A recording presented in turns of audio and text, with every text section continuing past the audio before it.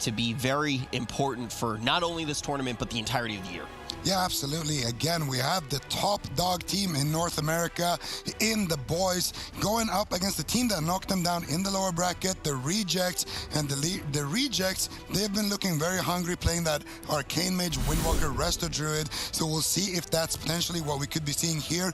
And the boys, they don't have that same Demon Hunter threat that we saw Method Orange use to kind of dismantle the Rejects. Hopefully, I want to see them actually utilize maybe Thug on that Demon Hunter, because I think that the Windwalker DK could potentially be weak against them. The Rejects are one of these teams that we say is on the bubble. They are very close to entering that top 4 area, but they haven't been able to string it together yet. We are going to see Seth Curry coming in on the Monk.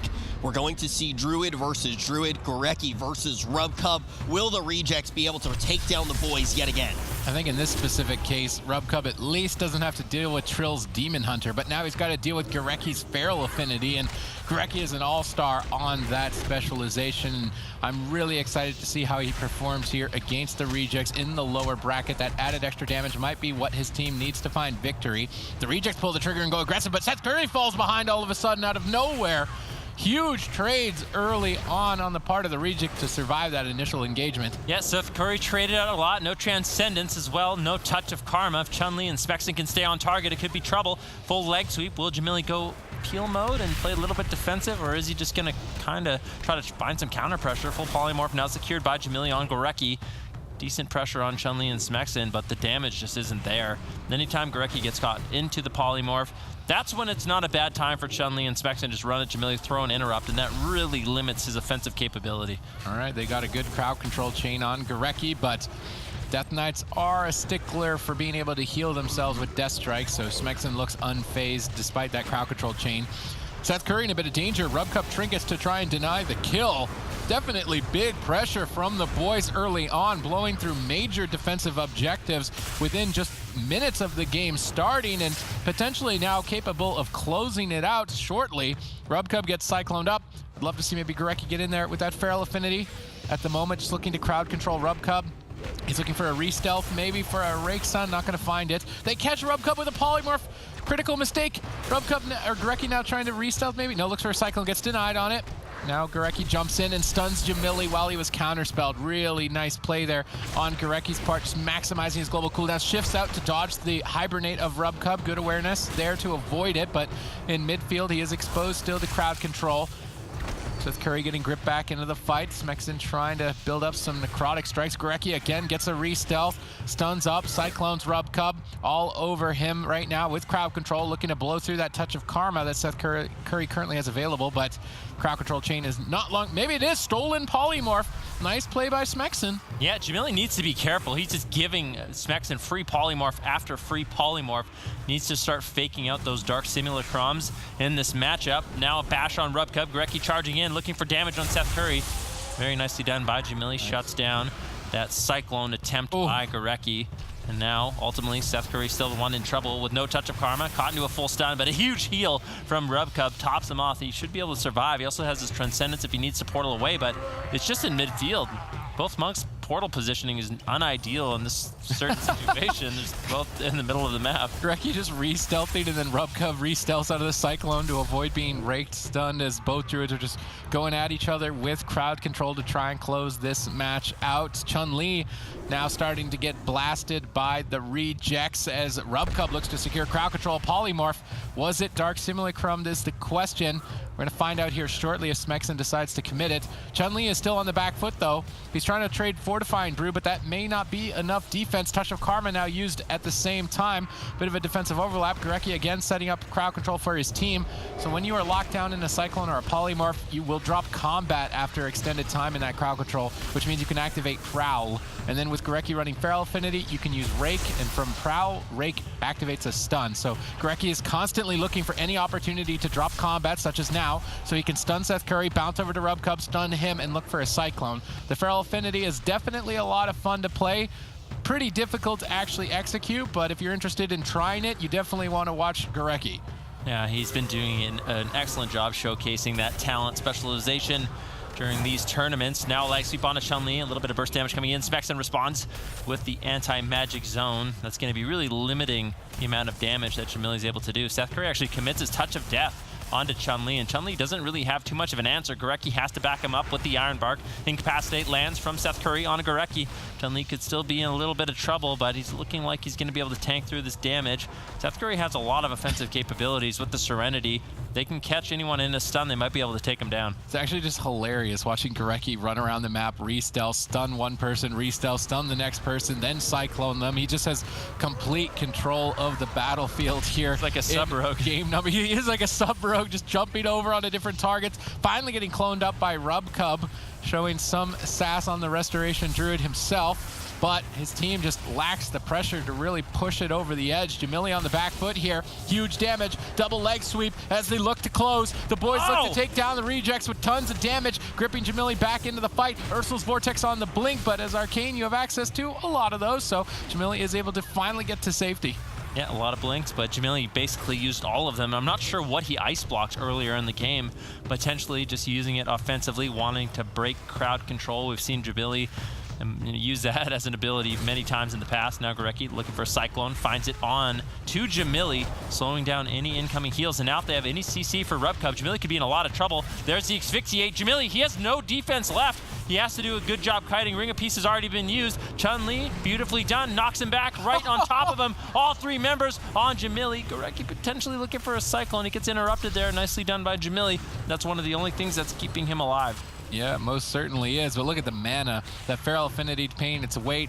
The Death Knight's consistent pressure as well, as the Dark Simulacrum is way more valuable in this specific matchup. And Jamili is against the wall in game number 1. They'll lose the blind pick advantage if they lose here. Rubcub looks for crowd control. Gorecki dodges the Hibernate. He's actually low on health. Seth Curry switches his attention. You can definitely swap to a Druid running this Feral Affinity and look to punish it.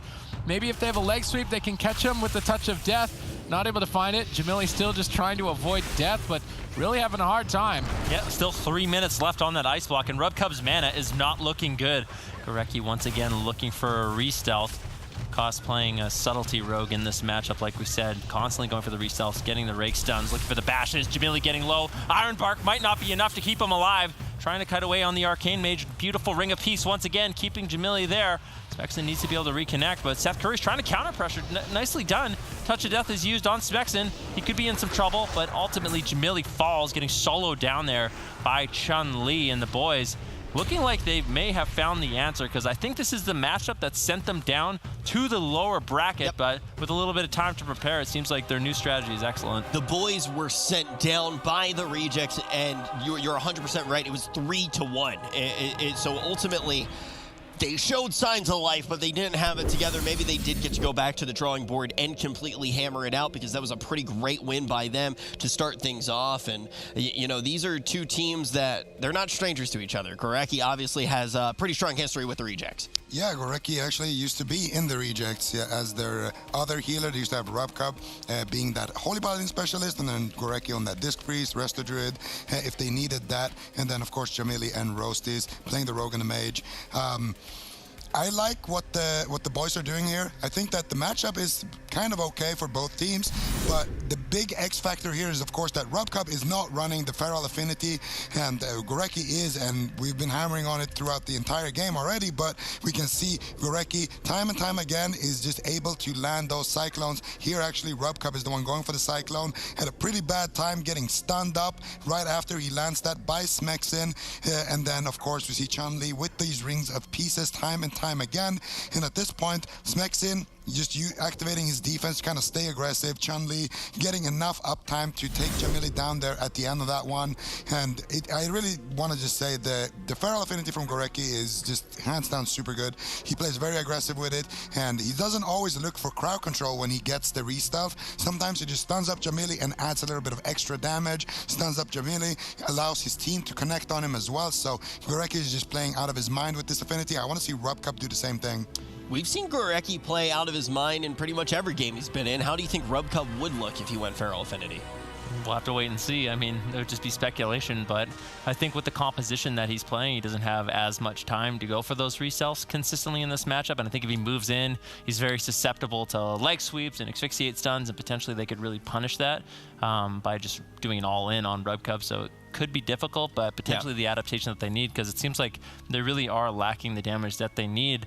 And I am curious, I don't know if any of you guys saw, but what did Jamili ice block in that game? Because he was just going to die. I'm 99% sure Oh, that it was just because he was going to die. Okay, good. So not. Yeah. I'm like, good. So Okay. if you don't know, that's when you want to push ice.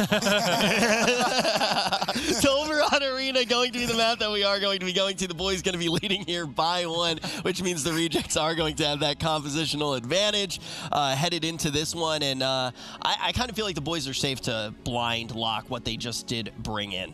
I feel like that's exactly what they are going to do. I personally, though, would love to see Smexin and Thugonomics play the DK Demon Hunter. Not going to happen, of course. But if they lose, maybe we'll see that. I think it's important to keep in mind Method Orange and Method Black has beaten this composition that they are facing right now as that Demon Hunter. Maybe they don't have the strategy down as much. Maybe they just feel really comfortable on that Windwalker DK. Maybe it's just a case of if it's not broken, don't fix it. The Rejects, though, I'm interested to see in what adaptation they do. I really hope I don't see a Frost Mage, because that just looked terrible, frankly, earlier on against Method Orange. I know it's a little bit of a different matchup, but I still think it's the same concept, and we are going to see the same thing from the Rejects as well. Larger map, though, means more space, harder for Gorecki to get the same value out of that Feral Affinity, harder for the melees to connect as well. The map is definitely better for the Rejects. Okay, so Rejects are going to have the advantage with the map. We're going to have to see if they can utilize it, but this is really exciting to get to look at, because when we watch the boys right now, we know that they went down 3-1 against this team, and if they are able to take this next one, all of a sudden you do start kind of saying to yourself, okay, maybe this was them right after that tournament figuring out what they did want to do. Yeah, I mean, they've definitely got it nailed down here today, and I think that the boys are looking strong for the rest of the tournament. I think they're going to be a real threat, and Gorecki's Feral Affinity is definitely an X factor on their roster, and I'm surprised it's not something that other Druids have been trying to utilize. I mean, even in the last series that we just watched, if Metaphors was running Feral Affinity, yeah, maybe he's susceptible to getting run down, but if you leave a Destruction Warlock open, I mean, I've even seen you open on Destruction Warlock. People just die. So even Rich kills people on Destruction Warlock. That might actually be hard. that might actually be the way to bait teams on attacking the Druids, so that your teammates can get pressure out instead. And I think it's something that they should consider with the way that the current meta is. It's slow enough that you can get away with that risk most of the time, and Gorecki's just capitalizing on it. Killed quite a few people in the opener at our 800 rating. Not too big of a deal. We're going to have to see, though. Tolveron Arena, is this going to be where we really do see the boys figuring out a strategy that is going to work for them? Are the Rejects going to show us why they were able to take down the most dominant team in North America with 220 points? Sending, honestly, a shark down to the lower bracket, just tearing teams apart, changing the entire course of this tournament. Let's see if the Rejects can show us how they did it in the first place. Seth Curry's going to be opting to switch up his talents in this matchup. No longer going to be going for the Serenity, which I like. I feel like the Serenity play could work, and maybe that's what initially caught the boys off guard. The Tiger Brew and Serenity, it's a lot of burst damage in those burst windows, but you lose out on a lot of consistent pressure. So Seth Curry opting to go with Zwen and Storm, Earth, and Fire. It's going to be more consistent damage in this game, and I think it's going to be a lot more threatening for Chun-Li and Smexin. Yep, definitely could be, as Seth Curry changes some talents to try and catch the opposing team off guard. No guessing there. Feral Affinity for Gorecki once again. On this larger map, though, it can be difficult to traverse since you're spending so much time in Prowl crossing the fight. I love that while he's counterspelled and can't cast heals, he utilizes a couple global cooldowns in cat form to get a bit of extra damage. I mean, just that tiny bit of extra damage right there got Touch of Karma for his team, and It's definitely carrying here for the boys, but now caught in crowd control as Seth Curry looks to try and fight back against Chun-Li. Chun-Li rolling out of the battle. Ring of Peace to knock Seth Curry away from the reconnect. Maledict flies in from Rubcub though, absorbing these Vivify. Seth Curry sees the opportunity, tries to seize it, but Chun-Li immediately retreats back to the center of the field, but it still may not be enough. One Swift meant another Maledict dispelled. Pressure is still mounting. Chun-Li in trouble, but now reverses with a double leg sweep. Chun-Li now gets reversed on by Seth Curry of a leg sweep of his own. Huge damage, 1 second away. Is able to survive the stun lock. Now a full Cyclone onto Gorecki. The damage is staggeringly higher for the Rejects here in game 2. Yeah, Chun-Li, he managed to hold on to that Touch of Karma the entire time, so that will be available for him if he really needs it. And Rubcub used a lot of mana looking for Cyclones in that duration. Chun-Li is going to be trading out a Touch of Karma for the Touch of Death of Seth Curry. That should be able to keep him alive, but they burst through it. Chun-Li still very vulnerable in this matchup. Jamili trading out an Ice Block, I believe, aggressively. They thought they could potentially take Chun-Li down with that Touch of Death. I think he blocked the Karma, and that's a really risky move. If Chun-Li can survive, that puts the Rejects way behind. Yeah, Gorecki's still Cycloned. Seth Curry trying to take this game out. Gorecki moves in, gets counterspelled instantly. Nice counterspell. But then that means Gorecki will go cat form, start dealing some damage and stun locking the team. No ice block as Jamili used it aggressively to try and find a kill and didn't find it. Now he's just behind on defense. Gorecki just constantly stunning up the enemy team. Finally gets stalled out by a paralysis from Seth Curry. Now pressure on Seth Curry. He has to use Touch of Karma, and out of all of the cleaves I've seen in the tournament scene so far, the boys definitely deal the most damage, and adding in Gorecki's extra crowd control is putting them over the edge. But finally some counter pressure. Chun-Li dips below half. Gorecki's locked down in a Cyclone. Chun-Li once again needs to retreat. Ursul's Vortex pins him. Well done by Rubcub, allowing Seth Curry to finally connect. But now Chun-Li transcends back to midfield. He has his portal on top of it. Nice moves by Seth Curry. Yeah, Seth Curry doing a good job hunting down Chun-Li. Chun-Li has to survive. He has the Touch of Death. They might be able to take down Jamili if they have any more crowd control. Temporal Shield was just used. There's an opportunity for the boys here. There's the Touch of Death. Stun on Jamili. Whoa! Stun on Rubcub. Once again, Smexen on point with the spell steals. Rubcub in a full polymorph. Jamili falls. The boys, amazing crowd control and burst. Excellently done. Probably wish you had your ice block there. We're going to see the boys be able to strike back-to-back wins, 2-0 to kick off the series. And again, we've been saying this ever since we saw Smexen kind of set foot on that Death Knight. He just keeps stealing these crowd controls. He just keeps using them at crucial moments. Really, really been an MVP for this team as well. It's so nice to see what the boys are able to do. One game you'll have Chun-Li just consistently carrying through his Windwalker gameplay. The next game you see Gorecki on that Feral Affinity just setting up kills for his team. The next game Smexen is there just stealing like a kleptomaniac. The polymorphs, the Cyclone, just everything, and always setting his team up to force cooldowns when they get kills. And this game, of course, is no exception to that. We see a nice kick there from Chun-Li on that Hibernate, and then we can see the Cyclone onto Rubcub by Gorecki there, and then of course Gorecki is going to follow that up with a bash. Then we know that Smexen has also stolen a polymorph to follow that up, and all of a sudden they're doing an RMD type CC chain when they're playing that Windwalker DK. Just the entire team of the boys there really just making a nice CC chain, and I mean, this is what we expect from them, but we didn't quite expect this matchup to end so early. They just completely outplayed them. Yeah, I think one of the crazy things is, too, is you commend Smexen for improving, but when we first were watching him, he was already so good. It's like, it's not one of those things where it was like, oh, Smexen needs to improve. Not at all. We were calling him out as one of the MVPs, one of the guys who is able to flex, open them up to so many compositions, and he still keeps getting better, and it just seems like this team is such a good place for him to be. Yeah, Smexen just seems like he's really hungry for a win, and he's always been one of those players that plays at the highest level. Like we said in the past, normally see him on the Arms Warrior. We've seen him play Fury as well, and the Enhancement Shaman, Elemental Shaman. He plays lots of different classes. Picking up the Unholy Death Knight in just a few short weeks, he looks like potentially one of the best Death Knights we see in North America, and I just feel like that really comes down to him being such a humble player, really dedicating himself to this class so he can pick up that role for his team, and they have this setup, and they just look like experts on it. And then on top of that, you're going to have Gorecki, who looks like such an expert when he does play that Feral Affinity. He made Tolvaron look like his litter box, and he made the rejects look like they were definitely part of that litter box. We're going to be jumping to a break, and then after that, we're going to see if they can do it in. All right, we got some strats from you guys in the chat. You guys saying that you want to see Jamili potentially hold that ice block until he is dead. I don't know if that's going to be what works, but they need to try to take some of your advice because the boys are on an absolute tear, looking to send the team that sent them to the lower bracket packing, looking to send them home. This game can be the one that does it. Yeah, Seth Curry going back to Serenity, it looks like. So didn't like the Warm Earth and Fire Whirling Dragon Punch.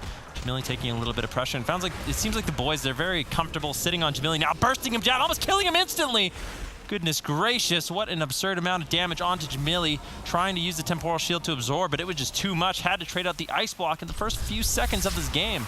All right, ladies and gentlemen, this might be the last game of the day as the boys assert dominance in the lower bracket, already blowing through the most of the defense of the Rejects within seconds of this fight starting. The Rejects need to pull off something quick. They've got an opportunity maybe to take Chun-Li down if they can properly execute on it with Touch of Death and Zwen the Tiger. Seth Curry can initiate a huge push. Chun-Li does not have a Gliders Medallion to get out of a leg sweep. Seth Curry, though, is the one who's falling behind. Turbo Fist protects him, parrying the incoming attacks to restabilize. I want to see Seth Curry go for that kill. He's only got 27 more seconds to do it. Instead, maybe opting to go for a different target. Paralysing up Gorecki. Not able to find a stun just yet onto Chun-Li. Jamili getting Ring of Peace back into the cleave. Well done by Chun-Li. Gorecki now looking to sneak away. Anytime he's interrupted or crowd control, he constantly looks to prowl. Rubcub jumps on his face, looking for a hibernate. Doesn't manage to actually snag any crowd control whatsoever. Chun-Li falling behind. 2 seconds away from that window of opportunity. Now it is lost. Chun-Li will be able to trinket and touch of karma. In the meantime, another polymorph was stolen by Smexen. MVP Smexen here in this series gets the Gladiator's Medallion from Rubcub. If Jamili gives one more polymorph to Smexen, this game is over. Yeah, this is very dangerous for the Rejects at this point in the game. Jamili, no Ice Block, Rubcub, no Trinket left with no Iron Bark. There's a window of opportunity here for Chun-Li. If he's patient with this Touch of Death, if they can get the Iron Bark, they might be able to just close out the game. Seth Curry getting low as well. There's multiple pressure points here for the boys. What are the Rejects going to do? Jamili tries to deny with the Temporal Shield. Touch of Death ticking down for Chun-Li, almost available for him. Who is he going to use it on? Rubcub activates his Iron Bark, and now this is the moment that they need. The boys, they can close out this game. Jamili is so vulnerable. Once that Iron Bark fades, there is no defense left, and I think the boys are looking like they could 3-0 this series. Seth Curry getting cycloned at low health, making things difficult for Rubcub to recover the team. Now getting rake stunned by Gorecki as he looks to rotate that clone over to Rubcub. Now in cat form, dishing pain out towards Jamili. Smexen marching his way over, would just like to be hitting Jamili, but Seth Curry is keeping him snared up, making it difficult to connect. But now all three members have damage rolling onto Jamili. There's no defense for 8 more seconds. Race against the clock. That Temporal Shield has a few more seconds. Can Jamili buy that couple of seconds? Gorecki gets stunned up. He can't keep up the chase. Touch of Death explodes. Jamili barely recovers. Rubcub's almost tapped on mana. It's match point. They're against the wall. There's really no opportunities for them whatsoever. And if one polymorph is Dark Simulacrum by Smexen, this game could close. Smexen commits that Dark Simulacrum. What spell is Jamili going to give to him? Not a polymorph, fortunately for Rubcub. Yep, Seth Curry getting low. He trades out the Touch of Karma. Now there's 2 vulnerable targets on the Rejects. Rubcub once again into a full Cyclone. Gorecki just playing so aggressive. Seth Curry trying to shut that down by running back. Doesn't want any follow-up crowd control. Jamili left all alone. Rubcub has to keep him alive with the Iron Bark. Chun-Li and Smexen still all over him.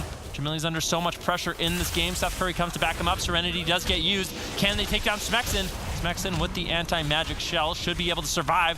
Jamili with a beautiful Temporal Shield tops himself off, but if we look at mana, Rubcub has just had to use so much mana in this matchup. He's almost completely oomed so early on. Ooh, double leg sweep. Chun-Li wants to close this game out. There's still no defense for Jamili. Seth Curry is feeling the pain as well as Chun-Li and Smexen push to close the match. Nothing left. Seth Curry on the run. Is he going to be able to escape to safety? Gorecki keeps the chain going. He's got a Ring of Peace to try and deny Fists of Fury. That Turbo Fist parrying some attacks, but even still, now cycloned at low health. If Gorecki can get a stun here on Rubcub, it's going to be curtains for Seth Curry.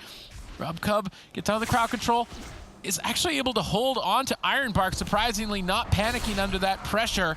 Holds on to the cooldown, but His mana is just looking abysmal. I don't see any opportunities for them, and the boys are just walking all over them. Seth Curry with beautiful kiting there was able to escape with his Transcendence. Rubcub was able to hold on to that Iron Bark.